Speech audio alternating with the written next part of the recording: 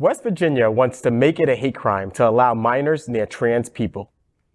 2 West Virginia bills aim to protect minors from obscene performances and materials, which the bills define in part as anything that includes exposure to or performances by transgender people. The bills introduced this week by State Senator Michael Azinger, a Republican, who prohibit obscene and sexually explicit materials in or within 250 feet of the state schools and would bar children from being present from obscene performances or displays. The bill's 4-point definition of obscene matter is, for the most part, general and includes material that appeals to the prurient interest or that is patently offensive. But the 4th part of the definition specifically defines indecent displays of a sexually explicit nature, in part as, quote, any transvestite and or transgender exposure, performances, or display to any minor, end quote. No other group of people or a specific type of performance is included. School personnel who violate the school-related bill, SB 252, could be charged with a misdemeanor, which can carry a fine of up to $500 and or up to 1 year in prison. We continue to see throughout our country this, what I would call dehumanizing of individuals that identify as trans or transvestite. I think that this bill, the state LGBTQ committee said it best, that what this bill is doing is it's really trying to dehumanize and delegitimate people. It really is trying to erase gay folks from, education, from public discourse, is what this is trying to do.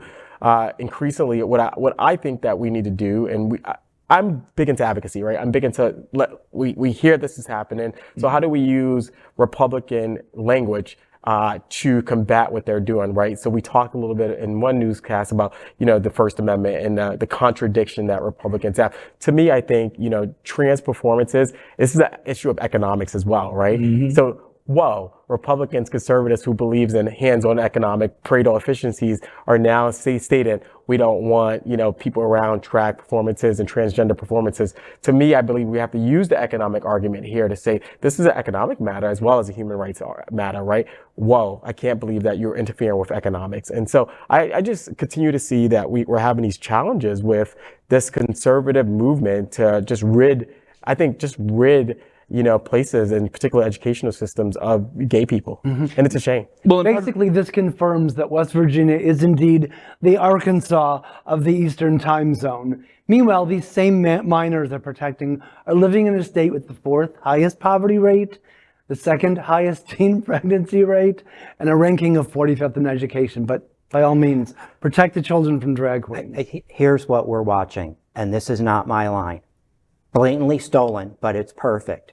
We are watching the party of less government become the party of unless government. Unless you're a white cisgender male, you have no rights.